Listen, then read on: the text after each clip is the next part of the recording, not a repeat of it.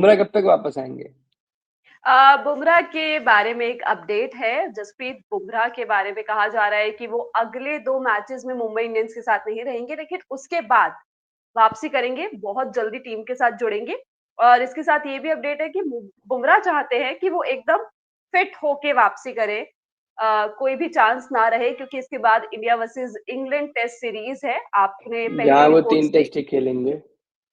हाँ, आपने पहले रिपोर्ट्स देखी होंगी कि बुमराह को बीसीसीआई भी चाहती है कि वो उस सीरीज के लिए अवेलेबल रहे। खत्म कर दिया और यार बुमराह को।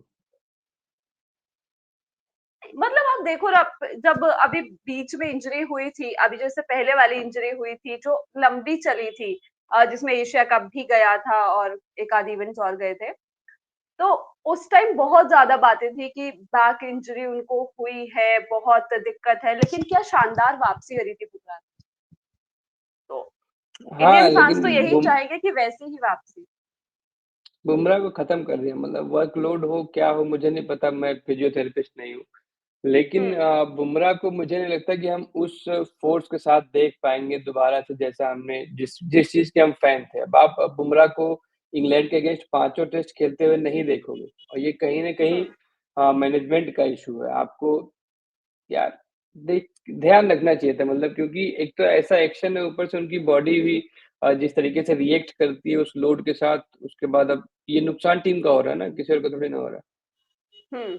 टीम का नुकसान, और जो शेन बॉर्न ने बिल्कुल सही कहा था, मैं सहमत हूँ कि एक दो चोट और करियर खत्म।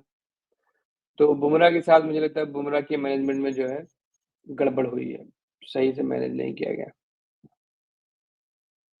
क्योंकि अभी जब इंजरी से आए थे, उसके बाद दोनों बड़े टूर्नामेंट, एक बड़ा टूर्नामेंट खेला T20 वर्ल्ड कप, फिर ऑस्ट्रेलिया जाना हुआ, वहां पे पूरी जान लगा दी। पहला मैच आप याद करिए इंडिया वर्सेस ऑस्ट्रेलिया का, जो मेलबर्न में हुआ था, मेलबर्न में ही हुआ था ना सूरज जी, जो पहला टेस्ट था। उस मैच में कितने सारे ओवर्स बुमराह ने खुद डाले थे, मतलब अपने आप को अटैक से हटाया ही नहीं था उन्होंने। लेकिन फिर धीरे आते आते जब रोहित की वापसी हुई, तो वो स्टेटमेंट भी याद आता है कि अब और जान नहीं लग रही। तो मतलब उसके बाद से हमने बुमराह को एक्शन में देखा भी नहीं, तो बुमराह हम्म। वापस आ रहे हैं, ठीक बात है, लेकिन अब ये उम्मीद हम नहीं कर सकते कि वो फ्रंट से लीड कर पाएंगे आपको हर सीरीज, हर मैच, हर टूर्नामेंट में। अब कुछ ना कुछ इश्यूज लगे ही रहेंगे, क्योंकि एक वक्त के बाद आप डरने भी लगते हो ना, फिर लगातार अगर बैक में फ्रैक्चर हो रहा है तो फिर आप डरने भी लगते हो, क्योंकि यही जीवन नहीं है।